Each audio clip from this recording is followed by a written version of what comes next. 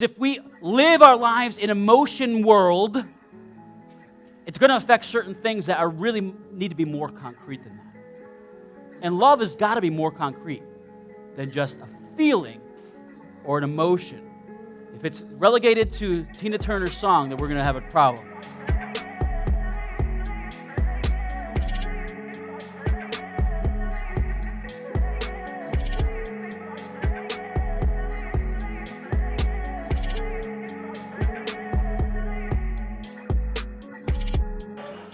Chapter 12 of Mark Batterson's book, All In, says this.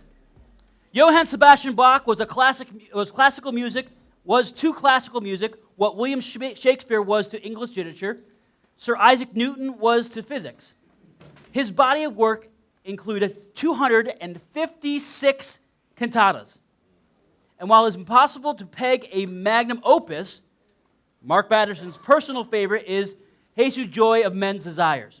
Nearly 4 centuries after its original writing, it's still one of the most popular soundtracks to one of the most important occasions, the bridal entrance at a wedding ceremony. Listening to Bach's music is a rapturous experience, but it's not just because of the melodies and harmonies. It's more than mere combination of notes. It's the motivation behind the music. The reason that his music touches the soul is that they come from the soul. Bach's cantatas didn't originate as music. They were prayers before they were songs. Literally. Before Bach started scoring a sheet of music, he would scroll JJ on the top. Jesu Juva at the very top. It was the simplest of prayers, and it means, Jesus, help me. Then at the completion of every composition, Bach inscribed 3 letters in the margin of his music, SDG. These letters stood for the Latin phrase, Soli Deo Gloria, to the glory of God alone. Soli Deo Gloria was one of the rallying cries of the Protestant Reformation. But Bach personalized it. His life was a unique translation of the singular motive. So is yours. No one can glorify God like you or for you. Ooh, think about that for a second. No one can glorify God like you or for you. Let me just bring that home for a second. I like listening to worship music. But Darlene Shack is not going to worship for me. Elevation Worship ain't going to worship for me. It's nice to listen to, but no one can worship the Lord like I can. And no one can worship the Lord for me. Your life is an original score. Imagine if filmmakers and politicians and entertainers followed suit. What kind of collateral impact would we have if our scripts and bills and business plans originated as prayers? Imagine students scribbling SDG on the essay for AP American History. Mechanics etching SDG on mufflers and motors. Or doctors scrolling SDG on their prescriptions, not their patients. Maybe before the surgery. It's not about what you do. It's about why you do what you do. Ultimately, it's all about who you do it for. In God's kingdom, it's our motivations that matter most. If you do the right thing for the wrong reason, it doesn't even count. Ouch. God judges the motives of the heart, and He only rewards those who do the right things for the right reasons. To be perfectly honest, I think much of my reward has been forfeited because I do things for me, not for Him. SDG is living for an audience of one. It's doing the right thing for the right reason. It's living for the applause of nail-scarred hands. You are all in and all out because Jesus Christ is your all in all. Just Jesus. Nothing more, nothing less, nothing else. I was thinking about our church this week, and I was just thinking about the different characters we have in this church. I mean that in a very polite way. Every story's got characters in it, right? And our story has some amazing characters in it. I love you guys. It's a joy to minister along with you for the kingdom. And I can't wait to read my report today. I know business meetings can often be seen as dull, but I'm going to make a claim today that you will not be bored by this business meeting. It's going to be quite the thing. Let me get my notes up here. All right. What is love? Baby, don't hurt me.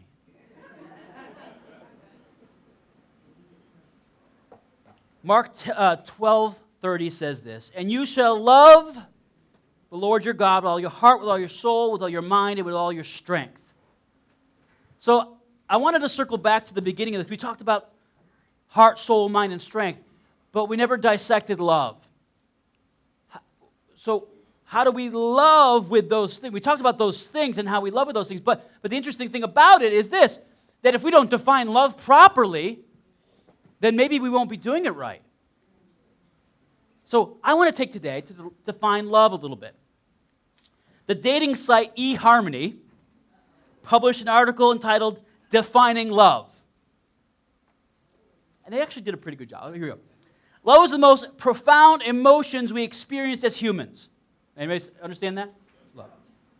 It's bigger than us, meaning that though we can invite it into our lives, we don't have the control over how or when or where love starts to express itself. Maybe that's why 72% of all people believe in love at first sight. 72% of people believe in love at first sight. We'll get into that later. Sometimes love truly does strike like a bolt of lightning to the chest, and you aren't prepared for it. Now here, they continue on. The ancient Greeks used 7 words to define the different states of love we can experience. And I like this. I've only ever really tackled 3, but I'll read you the 7. Storge, natural affection. Just natural affection. Philia is friendship. Eros is erotic or sexual love. Ludus is flirting. Are you ludusing me? Pragma, this has got its roots in pragmatism, which is not really great because it's committed or married love. It's very pragmatic. Philatia is self-love, and agape is unconditional, divine love. Though there are different kinds of love to experience, the romantic affection expression of love is what, on some levels, we all seek. We all want to have that romantic. I understand that. So we're really dipping back into old school music here. But Tina Turner said, "What's love got to do with it? What's love but a second-hand emotion?" So you just say, no matter what you say, if you say it with a certain, it really sounds deep. Oh, no, I won't do it. But here's the idea. Love is more than a second-hand emotion. Okay, it's more than just what we ascribe to it in our pop culture world. It's more. In fact, love is not just an emotion. Love instigates emotion. Love causes emotions to be good or flare up. You know what I'm talking about? I think we often confuse love and attraction. I think or infatuation even. Or maybe even we can go even darker, lust.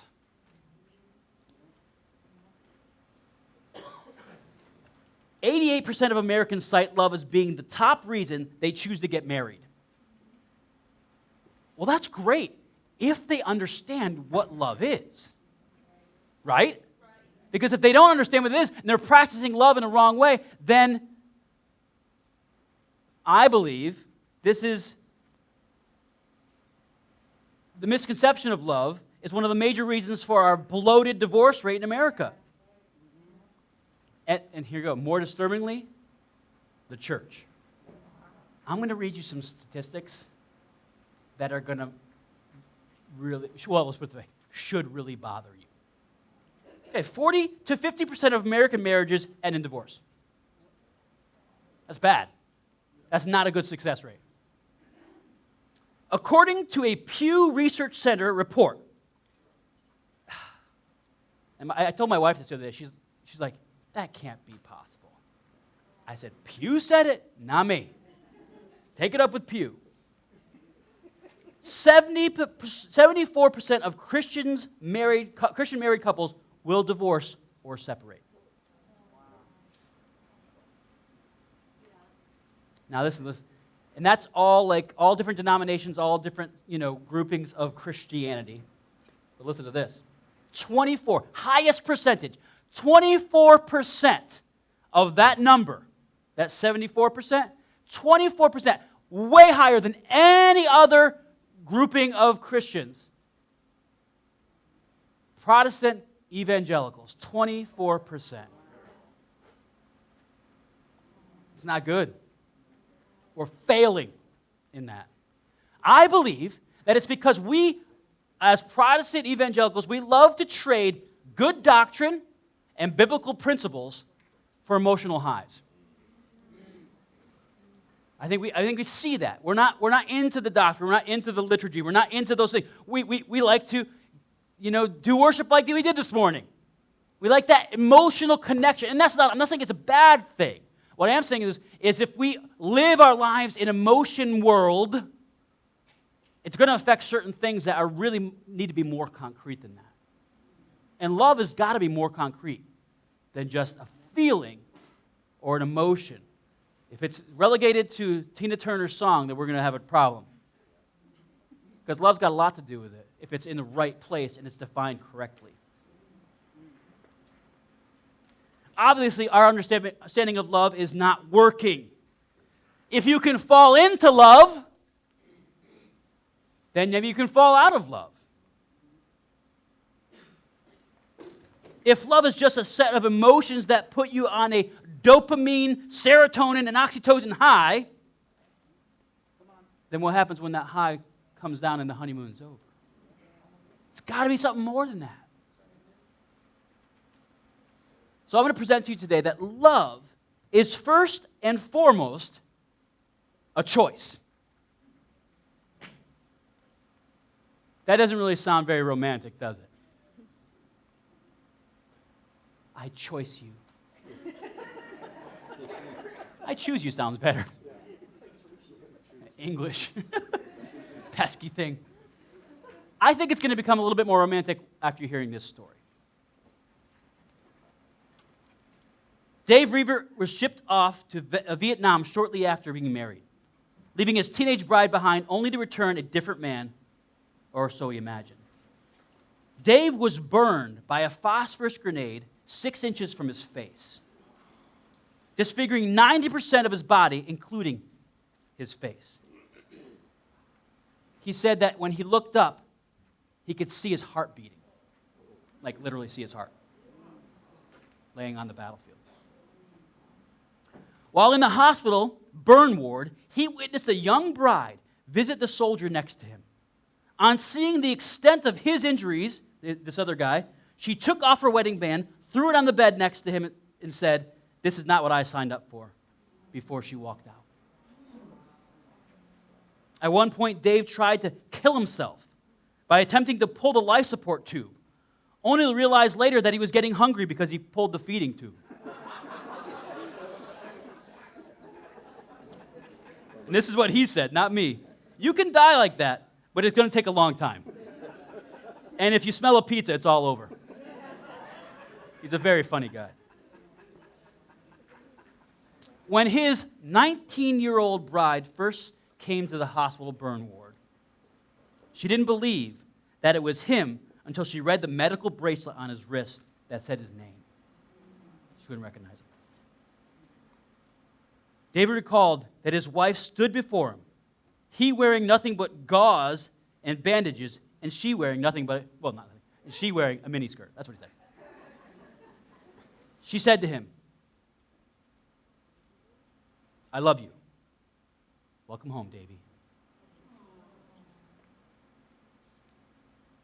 He added that he asked his wife, how can you love me? I'm not handsome anymore. I'm so ugly. To which she responded, you were never handsome in the first place.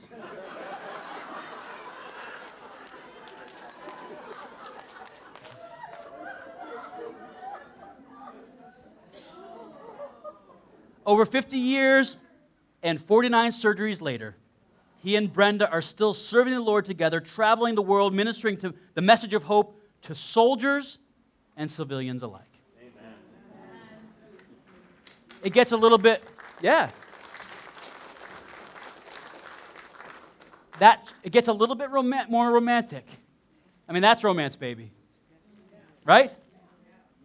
When love is more than just emotion or more than just physical, more than just what we see on the surface, when love becomes something deeper, when it's based in a choice that says, I choose you, I love you and I choose you. God knew the true love had to have an element of choice or it wouldn't be love.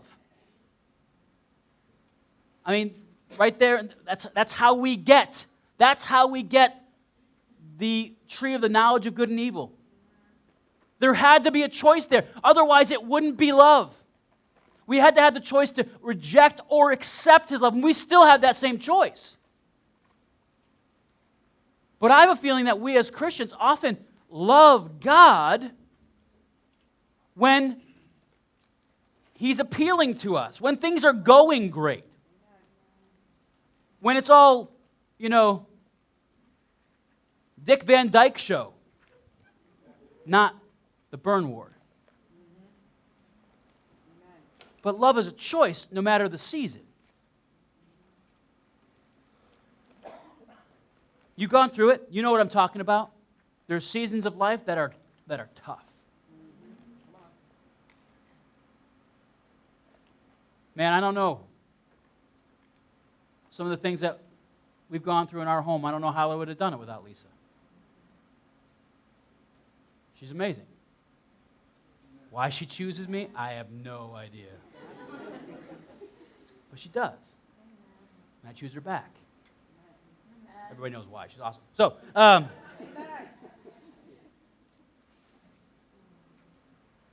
so what does it mean to choose someone?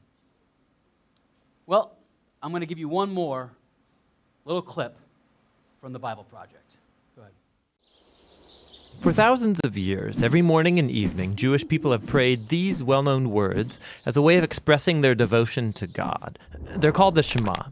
Hear, O Israel, the Lord is our God, the Lord is one. And as for you, you shall love the Lord your God with all of your heart, with all of your soul, and with all of your strength. We're going to look at the third key word in this prayer, how Israel is called to love their God. But what does that mean? Love is a very common word in most languages, as it is in ancient Hebrew. It's pronounced ahava. It most basically refers to the kind of affection or care that one person shows another. It sometimes describes physical affection, like the king of Persia's love for Queen Esther. But there are other Hebrew words that more specifically refer to physical desire or sex. Ahava is more broad. So Abraham had ahava for his son Isaac, that's parental love. Jonathan showed ahava for his friend David, that would be brotherly love. In fact, a whole group of people can have ahava for their leader, like when the Israelites showed love for their King David. Ahava can even describe loyalty between political allies, like Hiram, the king of Tyre, loved David. They had good relations, and so Hiram wanted to help David's son Solomon build the temple. These are all different kinds of affection described with the one word, ahava. Now, all of this is helpful for understanding God's ahava in the Old Testament. So in Deuteronomy, Moses told the Israelites, God showed affection for you. He chose you because of his ahava for you. So God doesn't love because the Israelites earned it or deserve it. It simply originates from God's own character. He loves because he loves. This is why Jeremiah can say that God's love is everlasting. It has no end because it has no beginning. God's love just is an eternal fact of the universe. And God's love is not a duty, it's a genuine feeling, an affection that God experiences. This is why the prophet Hosea compares God's love for his people to a husband's ahava for his wife, or to a parent showing ahava for their child. It's one of the strongest things that God feels. But that doesn't mean that God's love is just a feeling. God's love is also in action. It's something God chooses to do. Like when Moses says, because of God's ahava for your ancestors, he brought you out of Egypt with great power. God's love isn't just a sentiment, it is something God does. And so, in the Shema, Israel is called to respond to God's ahava by showing ahava in return. And just like God's love, human love is to show itself through actions. Like in Deuteronomy 10. What does the Lord your God ask of you except to fear the Lord your God, to walk in his ways, to love him and serve him, and to keep his commands? All of these actions are centered around love. If I'm not doing them, I don't actually love God, I just say I do. Which leads to one last thing. In the Old Testament, I show my love for God by how I treat the people around me. In Deuteronomy, we read that God defends the cause of the fatherless and the widow, and he shows ahava for the immigrants among you, giving them food and clothing, and so you also show ahava for the immigrant. So the people are to imitate God's ahava by showing ahava for others. This is the idea underneath the famous line, you shall ahava your neighbor as yourself. And so at the end of the day, all of this is rooted in God's own eternal ahava. Like we read in the New Testament letter of 1 John, we love because God first loved us. And that's the Hebrew word ahava. So we can get to this concept, and I want you to see this as love is active. Love is active, all right? Now, we get into some really murky waters here because we often look at church and religion as being a list of things that we do. And that's not what we're talking about here.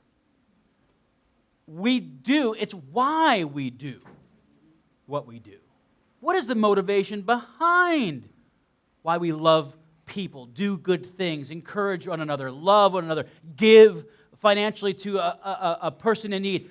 Whatever, why do we do it because we feel like we're earning something? Or is it like a job? Or is it out of our appreciation for God's ahava? We are imitating God's ahava to other people because he's first ahavat us. You see what I'm saying? So it's not a legalistic thing, but it is active. I think it's important that we understand that our love for God is not some nebulous emotional feeling. It actually plays out in the everyday. Let me just give you, for instance, who am I going to pick on here? Let me see here. Dad, you're here. He was sleeping. I woke him up. I know my dad, and I know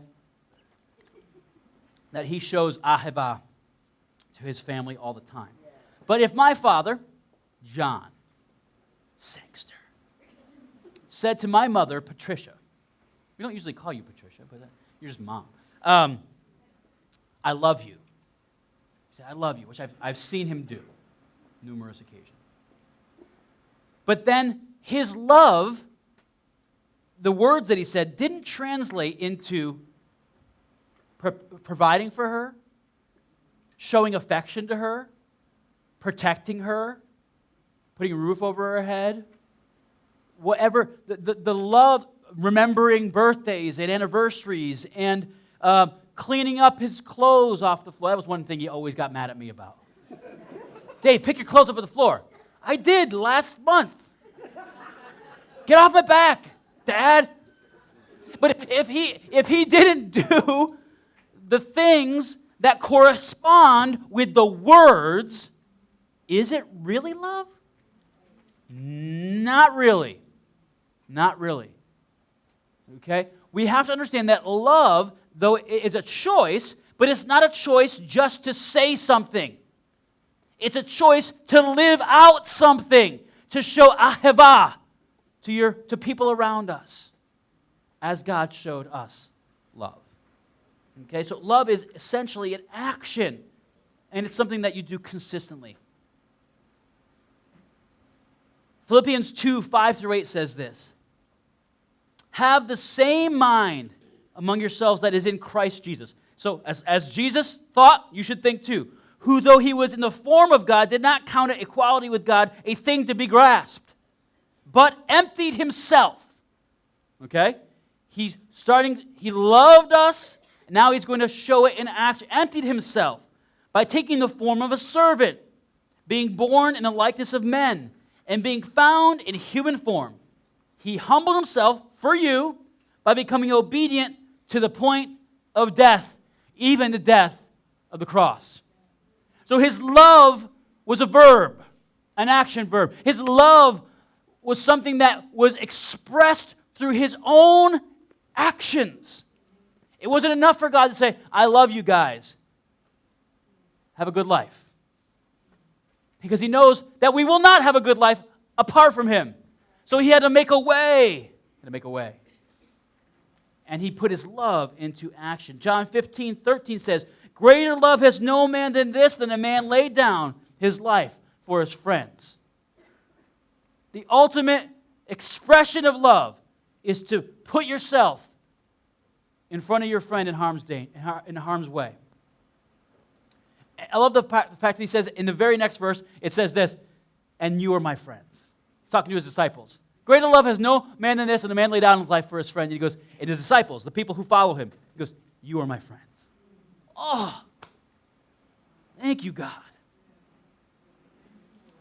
So we often talk about how, we use this passage in, where are we going here? 1 Corinthians 13, the love chapter, right? We use this passage and as we deal with how people relate to one another, husbands and wives and all this stuff.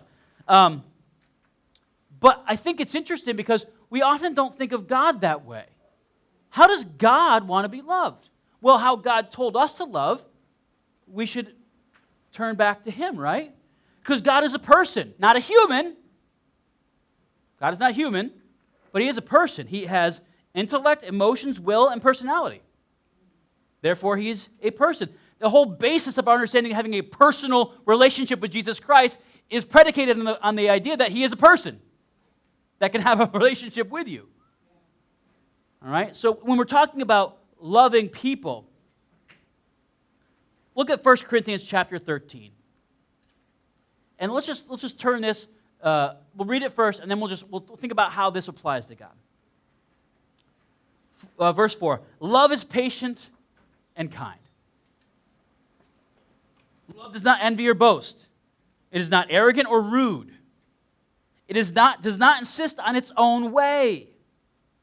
It is not irritable or resentful. It does not rejoice at wrongdoing, but rejoices with the truth. Love bears all things. Love believes all things. It hopes all things and endures all things. Love never ends.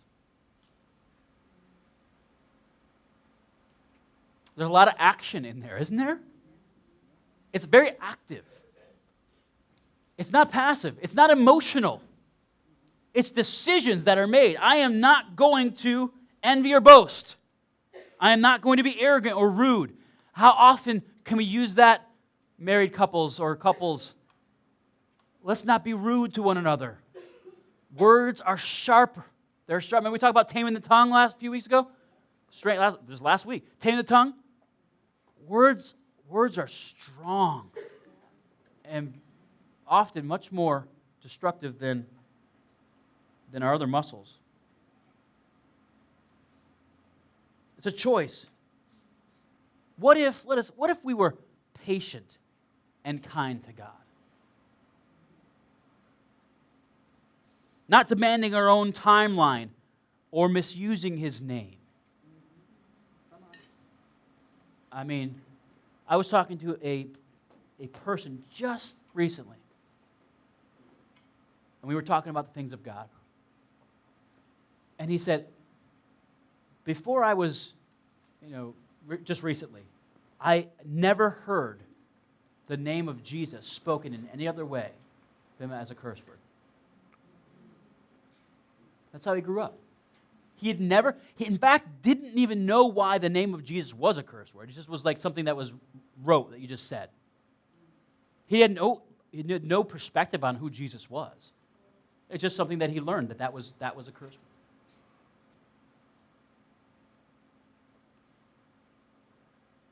What if we were patient and kind to God? See how it kind of seems a little bit weird to think about that way? What if we gave him a little bit of slack? But he's God, he can take it. Does he really want to, though?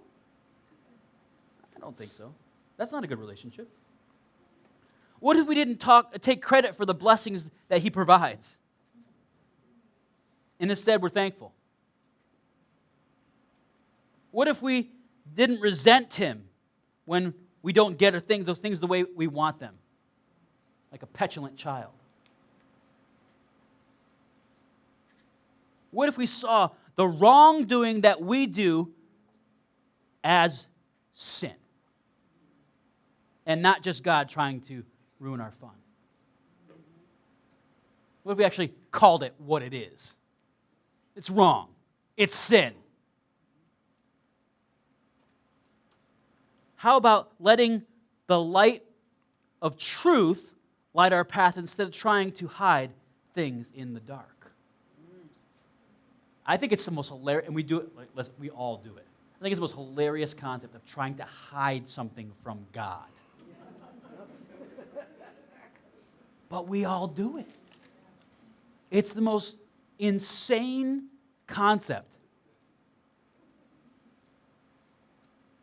Omniscient. It's kind of part of his thing. So we try to hide something from him. You can't do it. What if we were all in? Bearing all things, believing all things, hoping all things, enduring all things. In a marriage ceremony, there's a section where the bride and groom take vows. And they say something like this: as long as we both shall live, or till death do us part. 50% of them, apparently, break those vows. What if we made that kind of commitment to God? I'm in this till the end. If I don't get a buzz, a serotonin buzz on Sunday morning because pastor's off key, and I didn't get the worship experience that I wanted, that I demand as a partner of this church.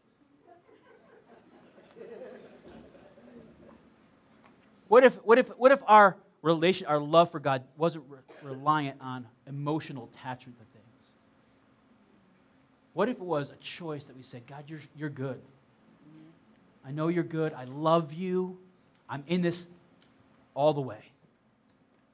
And when we get to the end, God's going to go, oh, by the way, there's an eternity more. What if we just said we're all in, all the way, all the time? No matter what we're going through, no matter what emotional state we find ourselves in, we're going with it. We're going through it with God. Because just like in a marriage, you can't give up when the going gets tough. Life's going to get tough, folks. Just bank on it. We live in a sinful world, and life is going to get tough. And what we often do is, instead of going to the source going to the people that can carry us through that thing the most, we push them away. We isolate. When God's saying, listen, I know you're going through it, man. I'm right here. I'm with it till the end. Are you with me? Let's walk this thing. Some of the darkest days of Lisa's and my marriage have later down the road, just saying, later down the road, we can see now that those were the times where we were stitched together the strongest. Those hard times have become such an important part of the fabric of our lives, of our relationship. Without those, we would have been weaker. But going through those together, now our relationship is stronger. So we never wish hard times on anybody. But those hard times can either make or break. And when there's a choice that says hard times, good times, frustrating times, sick times, sad times, we're in this all the way. I'm all in, all the time, all the way. When you look back on your life, you're going to see that those difficult times are the places that have made you stronger and have moved you closer to your Heavenly Father than all the good times would have ever been. In God's economy, nothing is wasted. That's right. Nothing is wasted. He likes recycling. Nothing's garbage to him. It's just a material that he can reuse. So today, I would just like you to focus in on that. We're not going to go we're hitting our limit here. We're not going to go any farther. I just want you to think about it. Where is your love based? Is it based in feeling? Is it based in duty? Like, religion kind of a thing? Like, I've always been in religion. I've always, I fear God more than I love God. Fear of God is a good thing. Actually, one of the things that prove that we love Him is that we do fear Him. But it's the overwhelming feeling of I fear God, but I'm not getting this whole relationship thing.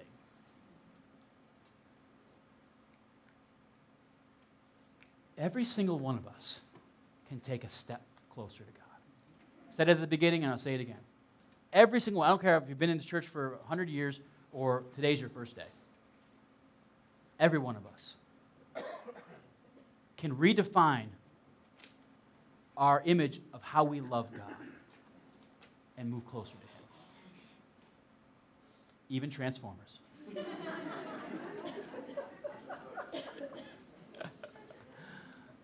On that note, would you bow your heads?